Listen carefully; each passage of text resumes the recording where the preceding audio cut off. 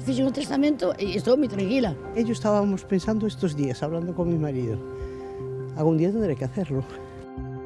E que cada vez son máis os galegos que deciden ser previsores e deixar constancia das súas últimas vontades. Os testamentos baten marcas de feito. Nunca tanto se fixeran en Galicia como no que levamos de ano, Andrea.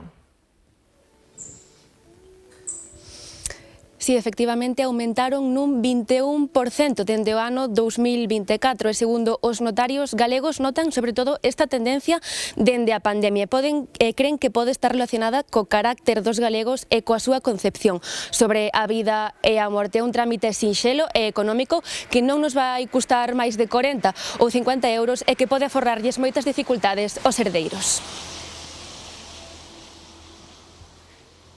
Os galegos témolo claro. Testamento sí que hay que hacerlo porque te facilita muchos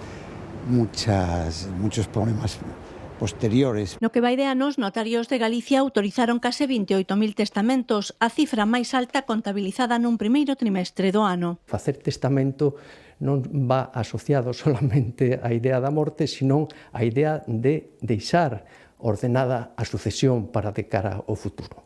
O trámite é sinxelo, só hai que ter máis de 14 anos para acudir co DNI ante un notario que se encargará de recoller as últimas vontades. Ya pagué incluso los impuestos, para que ellos no tengan que pagar nada.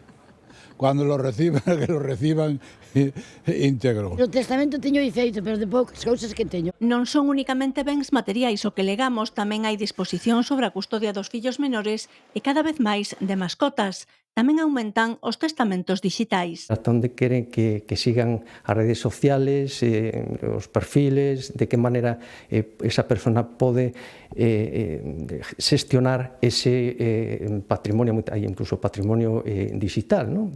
Unhas disposicións que poden actualizarse en calquera momento da vida. Tomar la decisión simplemente.